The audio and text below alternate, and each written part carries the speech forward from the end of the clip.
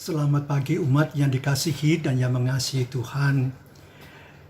Pada pagi hari ini, mari kita awali persekutuan doa pagi kita dengan lebih dahulu kita menyanyikan dari buku PKJ 264, Apalah Arti Ibadahmu.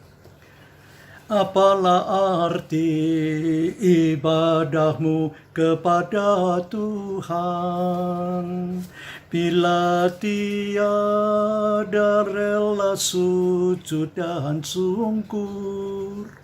Apalah arti ibadahmu kepada Tuhan, bila tiada hati yang tulus dan syukur. Ibadah sejati jadikanlah persembahan.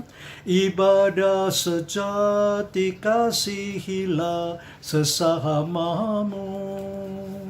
Ibadah sejati yang berkenan bagi Tuhan. Jujur dan tulus ibadah murni bagi Tuhan. Marilah ikut melayani orang yang berkeluh, agar iman tetap kuat serta teguh. Itulah tugas pelayanan juga panggilan, persembahan yang berkenan bagi Tuhan. Ibadah sejati jadikanlah persembahan. Ibadah sejati kasihilah sesamamu. Ibadah sejati yang berkenan bagi Tuhan. Jujur dan tulus ibadah murni bagi Tuhan. Berbahagia orang yang hidup beribadah, yang melayani orang susah dan yang lemah, dan penuh kasih menolong orang yang berbeban. Itulah tanggung jawab orang beriman. Ibadah sejati jadikanlah persembahan. Ibadah sejati kasihilah sesamamu. Ibadah sejati yang berkenan bagi Tuhan. Jujur dan tulus ibadah murni bagi Tuhan. Saudara, sesuai dengan buku wasiat, tema kita pada hari ini, yang berkenan di hadapannya, di hadapan Tuhan. Mari sebelum kita lanjutkan, kita datang dalam doa. Bapa, terima kasih Jumat pertama dari bulan baru Mei, 7 Mei saat ini sedang kami akan masuki. Terima kasih Bapa untuk semua penyertaan selama Januari sampai April, dan saat ini kami sudah menginjak pada bulan Mei. Semua bukan karena kemampuan kami, kebiasaan kami, tapi semuanya karena perkenanan Allah dalam hidup. Bekerjalah ya Roh Kudus, sehingga apa yang kami baca, apa yang kami renungkan, apa yang kami sembah sujudi dalam bentuk puji-pujian kepadamu, bahkan dengan doa-doa syafaat, Engkau dengar ya Bapa, Anak dan Roh Kudus, dan Engkau menjawabnya sepanjang itu berkenan kepadamu. Terimalah doa kami, dan datang hanya di dalam nama Yesus Kristus, yang sudah menyerahkan Roh Kudus itu untuk bekerja sampai Tuhan Yesus datang kembali. Terima kasih ya Roh Kudus. karena Engkau bekerja. Amin. Pembacaan Alkitab kita terambil dari Kisah Para Rasul, buku yang ditulis oleh Lukas, yaitu pasal yang ke-10, ayatnya yang ke-34 sampai ayat yang ke-43. Saya bacakan demikian, Kisah Para Rasul 10:34 sampai 43 ini. Lalu mulailah Petrus berbicara, katanya, "Sesungguhnya aku telah mengerti bahwa Allah tidak membedakan orang. Setiap orang dari bangsa manapun yang takut akan Dia dan yang mengamalkan kebenaran berkenan kepadanya. Itulah firman yang Ia suruh sampaikan kepada orang-orang Israel, yaitu firman yang memberitakan damai sejahtera oleh Yesus Kristus, yang adalah Tuhan dari semua orang. Kamu tahu tentang segala sesuatu yang terjadi di seluruh tanah Yudea, mulai dari Galilea, sesudah baptisan yang diberitakan oleh Yohanes, yaitu tentang Yesus dari Nazaret. Bagaimana Allah mengurapi Dia dengan Roh Kudus dan kuat kuasa. Dia yang berjalan berkeliling sambil berbuat baik dan menyembuhkan semua orang yang dikuasai iblis, sebab Allah menyertai Dia. Dan kami adalah saksi dari segala sesuatu yang diperbuatnya di tanah Yudea maupun di Yerusalem, dan mereka telah membunuh Dia dan menggantung Dia pada kayu salib. Yesus itu telah dibangkitkan Allah pada hari yang ketiga, dan Allah berkenan bahwa Ia menampakkan diri bukan kepada seluruh bangsa, tetapi kepada saksi-saksi yang sebelumnya telah ditunjuk oleh Allah, yaitu kepada kami yang telah makan dan minum bersama-sama dengan Dia setelah Ia bangkit dari antara orang mati. Dan Ia telah menugaskan kami memberitakan kepada seluruh bangsa dan bersaksi bahwa Dialah yang ditentukan Allah menjadi hakim atas orang-orang hidup dan orang-orang mati. Tentang Dialah semua nabi bersaksi bahwa barang siapa percaya kepadanya, ia akan mendapat pengampunan dosa oleh karena namanya. Sampai di sini pembacaan Alkitab kita. Berbahagia yang mendengar, menerima, dan mengamalkan firman Tuhan dalam kehidupannya. Haleluya. Saudara, tema kita dari ayat 35 pembacaan tadi, Petrus mengatakan ini, setiap orang dari bangsa manapun yang takut akan Dia dan yang mengamalkan kebenaran berkenan kepadanya. Saudara, tema kita seperti saya sudah katakan tadi, yang berkenan di hadapannya. Saudara, peristiwa yang saya tadi baca dari Kisah Para Rasul 10 ini adalah pertemuan antara Cornelius, yaitu panglima tentara dari orang-orang Romawi, dengan Petrus di Kaisaria. Saudara, bagi orang Yahudi, orang Romawi, Cornelius ini termasuk orang yang tidak diperkenan Allah, di luar keturunan Abraham, Ishak, dan Yakub. Itu keyakinan, kepercayaan orang Yahudi di saat itu. Karena hanya orang Israel yang diperkenan oleh Allah. Dan bagi orang yang asing itu akan dilibatkan dengan cara proselitisme, melalui sunat dan seterusnya untuk akhirnya diyahudikan. Nah, saudara, peristiwa Cornelius justru perkenanan Allah, bahwa ternyata Petrus mengatakan Sesungguhnya aku telah mengerti bahwa Allah tidak membedakan orang. Manusia inilah yang membeda-bedakan sesamanya. Tapi bagi Allah tidak dibedakan sama sekali. Entahkah itu orang tua, orang muda, laki-laki dan perempuan, kaya atau miskin, pandai atau bodoh, kaya atau miskin, berjabatan atau orang sederhana, semuanya diperkenan Allah dengan syarat, kata Paulus tadi dalam nas kita, yaitu ayat 35, yaitu bangsa manapun yang takut akan Dia dan yang mengamalkan kebenaran berkenan kepadanya. Nah, saudara, berkenan dalam bahasa Yunani dipakai bahasa atau kata dektos dari dexomai.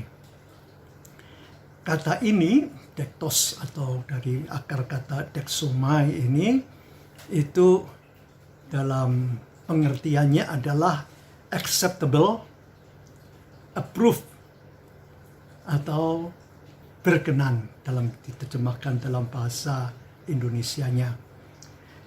Yaitu siapa? Yaitu ada dua yang diungkapkan oleh Petrus. Pertama, takut akan Tuhan, dan yang mengamalkan kebenaran, yang berarti memperbuat kasih Allah kepada sesama. Dan Cornelius mewujudkan itu. Ia mengamalkan kebenaran dan sekaligus takut kepada Tuhan. Maka Petrus mengatakan, setiap orang dari bangsa manapun yang takut akan Dia, mengamalkan kebenaran, berkenan kepadanya. Nah, berkenan ini dalam pemahaman Kamus Besar Bahasa Indonesia, berkenan itu ada dua pengertian.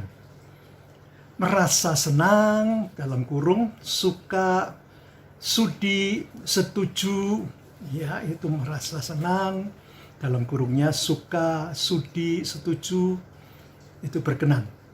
Atau yang kedua, dengan segala senang hati, dalam kurungnya dipakai sebagai kata penghormatan kepada orang benar atau orang besar. Nah, jadi saudara, kalau kita memahami tentang kata berkenan, yaitu merasa senang, segala yang menyenangkan hati, maka di dalam renungan wasiat hari ini dikatakan kalau ada audisi tentang pemilihan apapun deh, contohnya audisi tentang menyanyi. Nah, supaya dikenan, supaya juri itu merasa senang, maka ia akan mencoba menampilkan sebaik-baiknya apa yang ia bisa tampilkan di depan juri, di depan publik pada saat itu. Kita bisa melihat entah itu American Got Talent atau Inggris Got Talent dan seterusnya, itu banyak orang yang luar biasa yang coba menampilkan kelebihan dan kebisaannya agar berkenan baik bagi para juri maupun juga bagi penonton untuk boleh menilai dan kemudian merasa senang. Dengan segala senang hati akhirnya bisa melaju ke sesi-sesi berikutnya, bahkan sampai ke final, bahkan sampai memenangkan kompetisi itu. Nah, saudara, di dalam Tuhan, dalam perjalanan iman, ukuran berkenan bukan sesama, bukan manusia, tapi Allah lah yang menjadi ukurannya, berkenan kepadanya. Dialah yang melihat ketulusan hati, kesungguhan penyerahan diri dan percaya seseorang kepadanya. Bagaimana seseorang itu takut kepada Dia. Bagaimana orang itu memprioritaskan Tuhan di atas segala-galanya dan mengamalkan kebenaran tanpa pamrih, yaitu mewujudkan tanda kasih Allah. Kasih Allah yang tidak menuntut itu kepada sesama. Maka perkenanan Allah bukan ukurannya manusia, tapi Allah sendiri. Nah, maka Paulus menulis surat kepada umat di Roma. Ia mengatakan yang terkenal sekali, Roma pasal yang ke-12, ayatnya yang pertama dan kedua, ia mengatakan ini nih. Saya bacakan Roma 12 ayat 1 dan 2 ini. Karena itu saudara-saudara, demi kemurahan Allah, aku menasihatkan kamu supaya kamu mempersembahkan tubuhmu sebagai persembahan yang hidup, yang kudus, dan yang berkenan kepada Allah. Itu adalah ibadahmu yang sejati. Janganlah kamu menjadi serupa dengan dunia ini, tetapi berubahlah oleh pembaharuan budimu, sehingga kamu dapat membedakan manakah kehendak Allah, apa yang baik, yang berkenan kepada Allah, dan yang sempurna. Untuk orang-orang di metropolitan Roma pada waktu itu, Paulus menambah nasihat kepada mereka itu agar mempersembahkan tubuh hidup mereka yang berkenan kepada Allah, yaitu ibadah yang sejati, dan dikatakan bukan yang justru serupa dengan dunia, tetapi dikatakan berubahlah oleh pembaharuan budimu, bisa membedakan manakah kehendak Allah, apa yang baik, yang berkenan kepada Allah, dan yang sempurna itu. Nah saudara, di lain pihak, Paulus pun menuliskan lagi kepada jemaat di Roma ini, yaitu pasal 14 ayatnya yang ke-18. Ia mengatakan begini nih. Karena barang siapa melayani Kristus dengan cara ini, ia berkenan kepada Allah dan dihormati oleh manusia. Yaitu apa? Yaitu melayani dengan penuh sukacita, tanpa embel-embel di belakangnya, tanpa ada sesuatu yang ingin disembunyikan atau ingin dicapai, tapi dengan tulus dan ikhlas. Nah, saudara, kalau kita boleh berkenan kepadanya, biarlah kita juga boleh hidup tulus, kudus di hadapan Tuhan sendiri. Sehingga seperti Cornelius yang mengajar Petrus pada waktu itu, bahwa setiap orang dari bangsa manapun, kita orang Indonesia pasti bukan orang Israel, dari bangsa manapun yang takut akan Dia, yang takut pada Tuhan, beramalkan kebenaran, berkenan kepadanya. Nah, biarlah kita juga boleh mewujud nyatakan itu, boleh memperkenankan hati Allah sendiri. Apa yang dikatakan peristiwa lain, Kisah Rasul 13 ayat yang ke-22 mengatakan begini. Kisah Rasul 13 ayat yang ke-22. Setelah Saul disingkirkan, Allah mengangkat Daud menjadi raja mereka. Tentang Daud, Allah telah menyatakan, aku telah mendapat Daud bin Isai, seorang yang berkenan di hatiku dan yang melakukan segala kehendakku. Itu yang disaksikan oleh Paulus pada saat ia ada di Pisidia. Nah saudara, biarlah kita juga boleh bersama-sama berkenan kepada Allah. dengan cara melakukan apa yang sebenarnya Allah kehendaki, yang baik, yang kudus, yang mulia, yang terhormat di hadapan Tuhan. Dan kita boleh merasakan sukacitanya dalam perjalanan ini. Saudara, Tuhan akan menolong kita dalam kelemahan kita, dalam kekurangan kita yang bagaimanapun. Dia yang akan memperlengkapi kita untuk boleh melakukannya. Seperti apa yang dikatakan oleh Yohanes dalam suratnya, 1 Yohanes pasal yang ketiga. Saya bacakan ayat 22 sampai yang 24, apa yang dinasihatkan oleh Yohanes ini dalam surat terbukanya.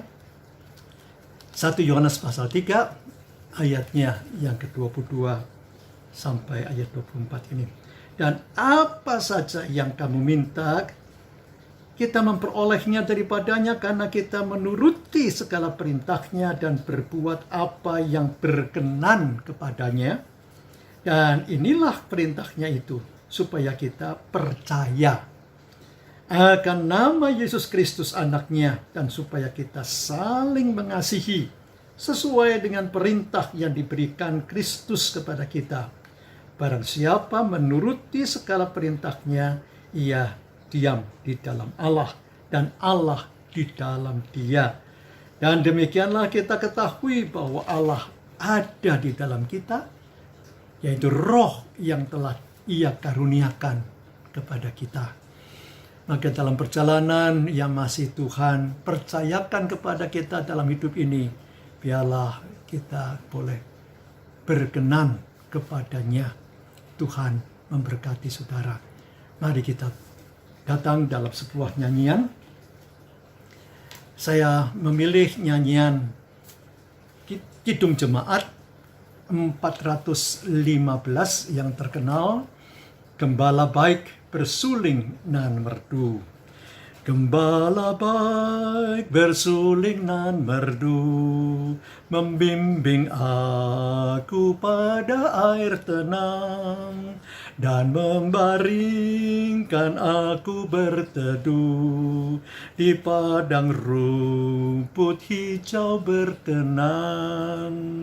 Oh gembalaku itu Tuhanku, membuat aku tentram hening, mengalir dalam sungai kasihku, kuasa damai cerlang bening, kepada domba haus dan lesu. Gembala baik memberikan air segar, di dalam hati haus dan sendu, diberinya air hidup yang benar. Oh gembalaku itu Tuhanku, membuat aku tentram hening, mengalir dalam sungai kasihku, kuasa damai cerlang bening. Di jalan maut kelam sekalipun, ku tidak takut pada seteru, sebab gembala adalah teman dan juru selamat bagi diriku.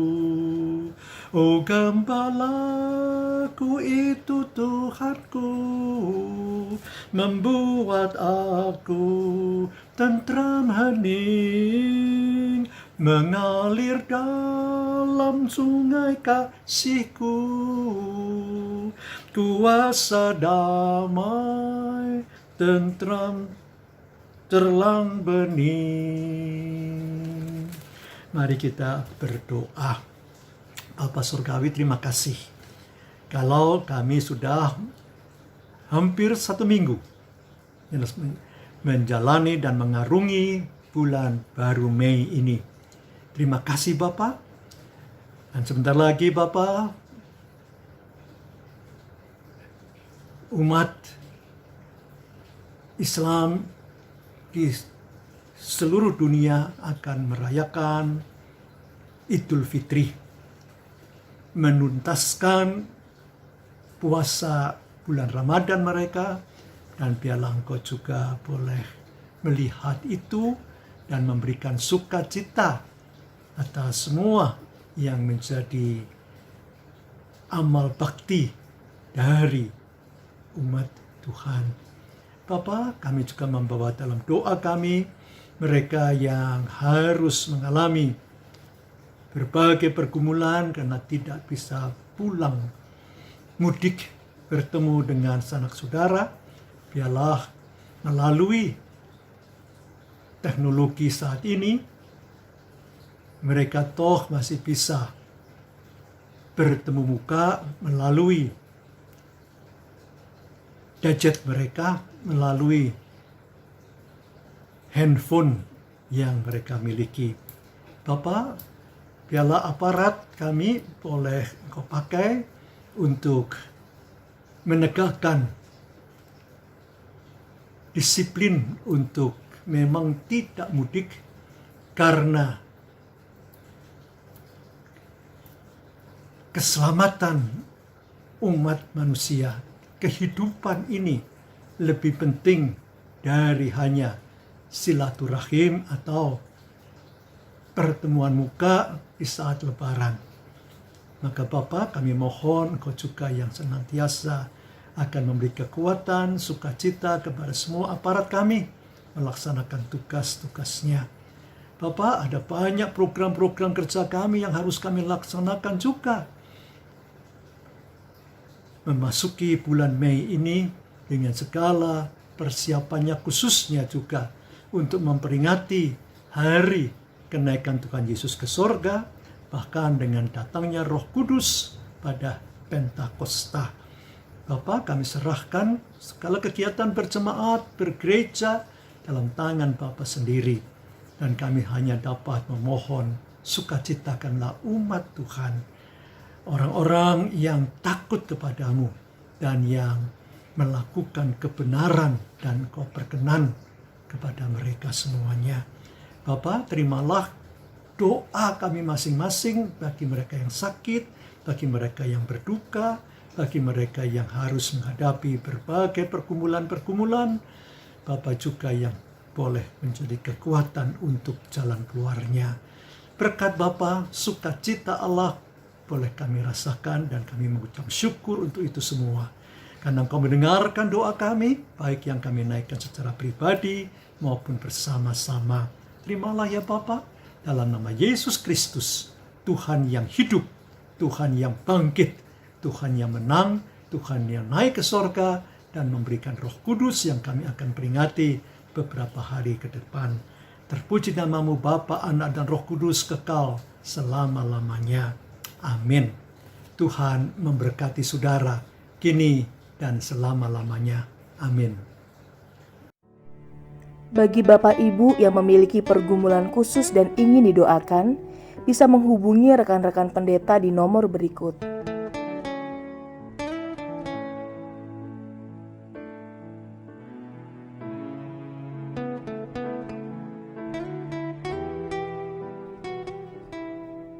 Tuhan Yesus memberkati.